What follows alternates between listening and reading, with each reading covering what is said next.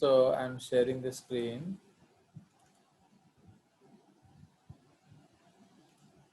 Now, are you able to see the screen? Yes, sir. अब ये देखो, ये Yes, हमारा sir. क्या है? This is the जो Sir. what type of excretion you have. ठीक है? तो excretion in different types of organisms. Fine. तो यहाँ देखिए कितना सिंपल इन्होंने एक इंटरफेयरिंग डायग्राम बना दिया कि ये एमोनोटेलिक एनिमल्स है, ये यूरिको है एंड ये यूरियो है, and how they branched out, okay, from the first. तो जो सबसे कॉमन टाइप है वो क्या है? The most common type is your जो एमोनोटेलिक है कि नहीं? तो एमोनोटेलिक से शुरू हुआ, तो फर्स्ट ब्रांच इज एमोनोटेलिक, फिर ammonotelic gave rise to urea and so. तो इसीलिए किसने किस तरह से अडेप्ट किया, it depends upon what is their habitat. तो अब यहां देखिए, if you see this drawing, ये क्या है बताओ? इसको हम लोग लेबलिंग कर देते हैं. So these are cyclostomes. Fine. तो ये साइक्लोस्टोम्स है, and what are they? These are bony fishes. Fine. तो ये बोनीफिशेस हैं. नाउ ये जो है, this is your sharks. Yes. So this is your chondric thighs, and this is your what? जो डिप्नोई. Okay, lung fishes. तो ये आपका डिप्नोई है एंड ये आपका कॉन्ड्रिक थाइस है. ठीक है जी. So this is cartilaginous fishes. तो हम जानते हैं cartilaginous fishes they store urea in their bodies, in their muscles. Why? बोलो, क्यों स्टोर करते हैं? So that they what? They are able to balance it with respect to the surroundings. Now, जो आपका जो amphibians है, amphibians बीच में आ जाते हैं. Okay, amphibians. So why they are coming in the middle? Can you tell me? Both land water. नहीं, उनका जो लार्वल फॉर्म है वो एक्वाटिक है. ओके, एंड जो उनका टेरेस्ट्रियल फॉर्म है वो टेरेस्ट्रियल है. तो सेप में जो लार्वल फॉर्म है, सो दे आर बेसिकली एमोनोटेलिक, एंड जो टेरेस्ट्रियल फॉर्म है दे आर यूरियोटेलिक. ठीक है. इसलिए आप देखो ये this is what common between bony fish क्या जो एमोनोटेलिज्म एंड यूरियोटेलिज्म. ठीक है. तो ये आपका कॉमन फीचर आ गया. उसके बाद यहाँ आप देख रहे हो all this is Prototheria, Metatheria and Eutheria. तो कितना सुंदर वो लोग बना रहे हैं diagram. This is Prototheria, okay, this is Metatheria and this is Eutheria. Clear? Now इस अभी जो मॉर्फोलॉजी बन रहा है जबरदस्त बन रहा है वीडियोज. ओके, तो भले देखियो जल्दी, बड़ा मजा आसी हो, क्योंकि वो पूरा एकदम एक्सीलेंट फोटोग्राफ्स के साथ बैकअप दे रहा हूँ. फॉर दैट मेरा नींद उड़ा हुआ है. 4-4 दिन में एक प्लांट का स्टेम का फोटो मिल रहा है, बुझल? सो इसलिए अभी से फॉलो करो, अच्छा लगेगा ना. इस तरफ हम क्या देख रहे हैं? ये रेप्टिलिया है. Fine. So this is your Crocodilia.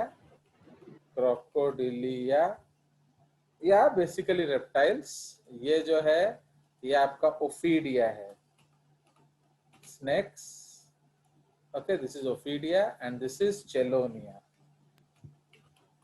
तो चेलोनिया में क्या होता है? वो यूरियो भी हो सकते हैं एंड वो यूरिको भी हो सकते हैं एंड वो एमोनो भी हो सकते हैं. And this is your Aves. ठीक है. This is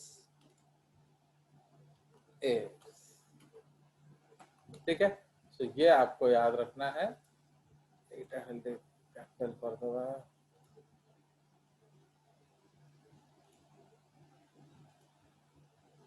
Ophidia. So देख रहे हो कितना simple diagram but very very informative. So I have saved it so that I will send it to you. चलिए, सो ये हमारा एक टॉपिक था. उसके बाद अब हम लोग डिस्कस करेंगे जो दो स्पेशल टॉपिक है इस टॉपिक में, that is called your what that is called your जो kidney grafting and hemodialysis. Hemodialysis. ठीक है. Now, so I will again take you to another screen. So again, very strongly supported by photographs. ठीक है. तो इसीलिए उसको हम लोग क्लियरली देखते हैं. So ये जो टॉपिक है, this is hemodialysis. ठीक है. ओके, हीमोडायलाइसिस. और इसका कॉमन नेम क्या है? Artificial kidney. ठीक है. तो आर्टिफिशियल किडनी ये हमारा हेडिंग है. नाउ अब इसमें हम लोग का जो मेन आर्टिकल है उसको हम लोग यहाँ लिख लेंगे. और दैट मुझे एक वाइट पेज चाहिए. ओके, आ गया मजा? You should actually be happy that कितना बड़ा बड़ा आइडिया मैं यूज कर रहा हूँ. चलिए, फिर भी तुम लोग कालू भक्त हो और क्या. चलिए, सो आप देखिए ये इसका ग्रीन पॉइंट क्या है. मैंने when will you know. Okay, when hemodialysis. Okay, तो व्हेन हीमोडायलिसिस, तो इस पे लिखिए यूरेमिया. ओके, यूरेमिया मतलब excess urea in blood without any nutritional reason.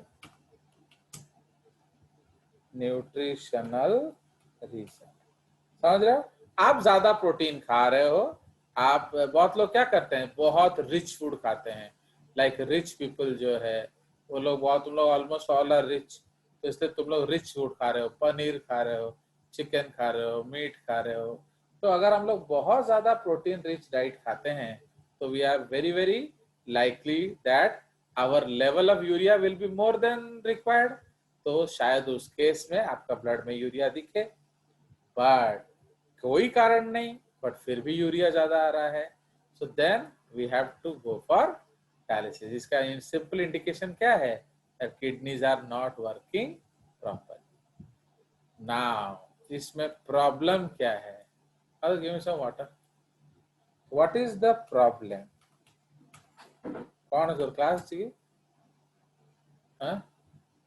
तो प्रॉब्लम क्या है? What is the problem? तो प्रॉब्लम है that it is non-biological system. Okay, it is a non-biological system. So, को इवेंट हबनी Reabsorption. So, no selective. ऐसे भी देखो, यही चीज हम लोग को सोचना है, क्योंकि मेरा पढ़ाना इंपॉर्टेंट नहीं है, तुम्हारा सोचना इंपॉर्टेंट है. सो नो सिलेक्टिव रिएब्सॉर्प्शन है ना. घोषी पारिबनी तुम्हें केबे भी पाठना. तो it is a non biological system. So no selective reabsorption and no tubular क्या? No tubular secretion. So no selective reabsorption and no tubular secretion. तो ये आपका कंसेप्ट है. ठीक है. तो ये this is the problem. So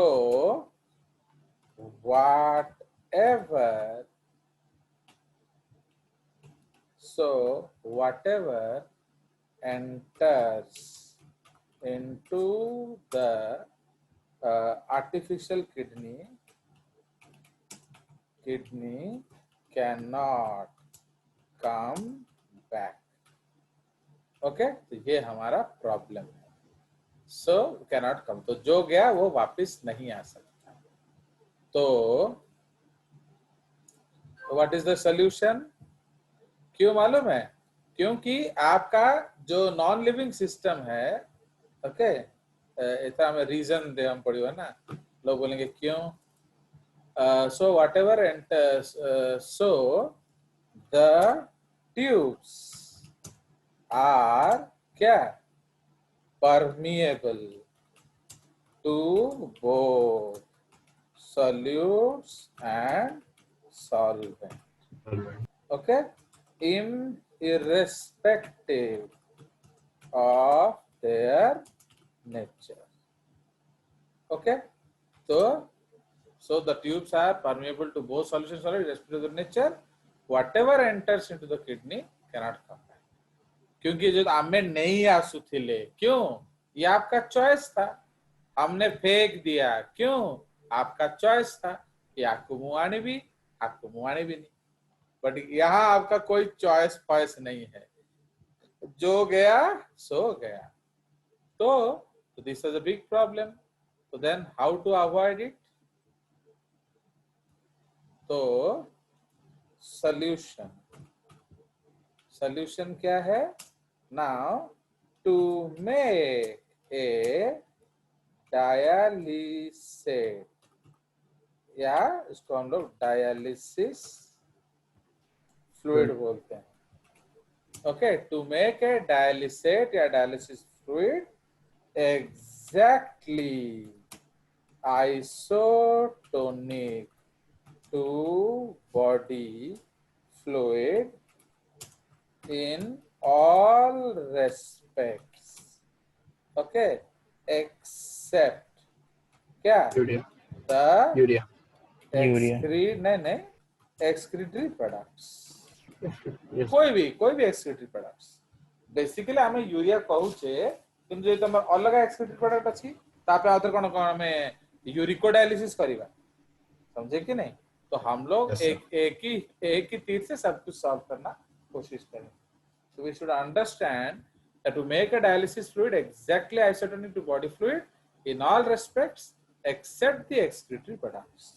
यह है पॉइंट नंबर 1। नाउ जैसे जैसे आपका सॉलिड बढ़ता रहेगा तारा पीएच चेंज है जीवो कंसंट्रेशन, फिर वो यूरिया को एब्जॉर्ब नहीं करेगा। तो इसलिए सेकेंड प्रॉब्लम क्या है? Removal of used dialysate, and number 3 कौन?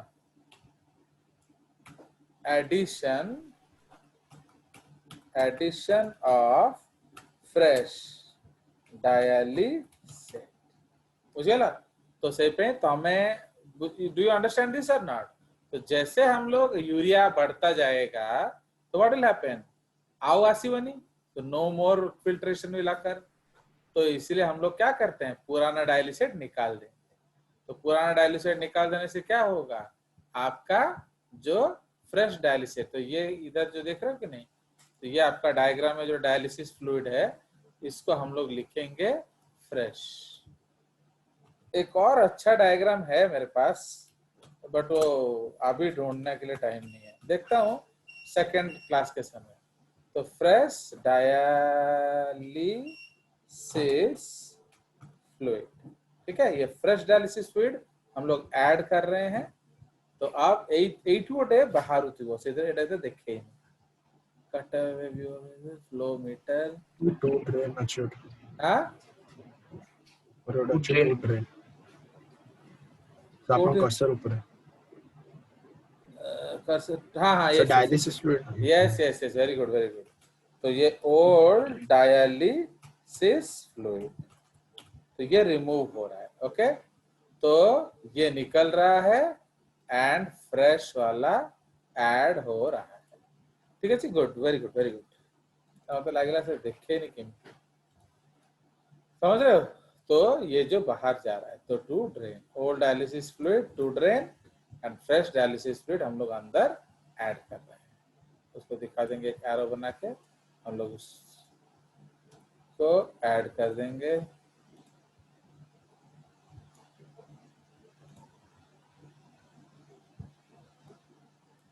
सो fresh dialysis we will add, ठीक है। सो दिस, इससे क्या होगा? आपका हर समय कंसंट्रेशन मेंटेन रहेगा। Clear? So this is the concept. Now तो हम लोग क्या करते हैं? We will take out from an artery. Okay, तो आर्टरी से क्या है? तो blood taken out, okay, taken out of an artery, okay, artery. तो कौन सा आर्टरी हम लेंगे बोलो, जो सुपरफिशियल होगा, okay, any artery which is superficial. तो blood is taken out of an artery. ठीक है जी. Yes, sir. इसमें एक और पॉइंट ऐड करना पड़ेगा. Urea rich blood taken out of an artery and कारण এই ধর একটা কোশ্চেন আছে. তো urea poor blood returned back to the veins. ठीक है. तो कौन सा वेन्स यूज करेंगे, ऑलवेज सुपरफिशियल. ये सब चीज हम लोग सुपरफिशियल में करेंगे ताकि ज्यादा पंक्चर करना ना पड़े. क्लियर. सो देख ला. So this is the concept. तो हो गया आपका हीमोडायलिसिस फ्लूइड. नाउ जनरली ये जो ट्यूब्स होता है, generally these tubes, okay, so these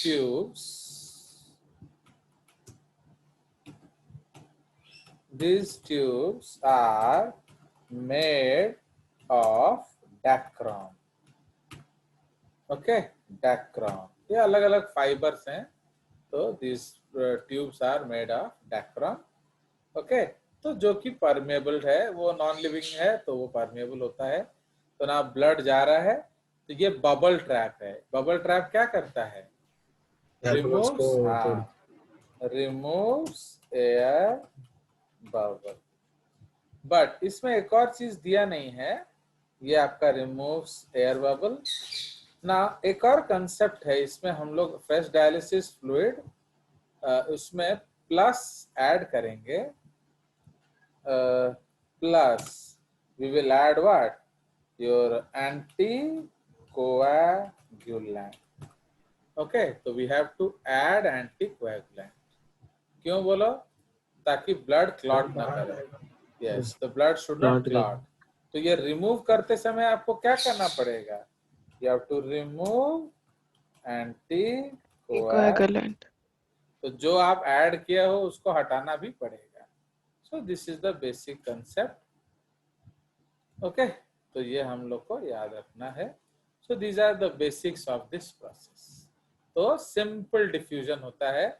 Now what is the physiology? Physiology है simple diffusion, okay. The physiology is simple diffusion. तो इसमें और कोई लॉजिक नहीं. तो because जो कंसंट्रेशन वेरिएशन है वो होगा. तो आपका जो फ्लूइड में 0 है आयंस, आपका इसमें ज्यादा है तो निकल जाएगा. तो ग्लूकोज जितना है उतना बाहर रखना पड़ेगा, ओके. तो all ions which you need उसको फ्लूइड में आइसोटोनिक रखेंगे.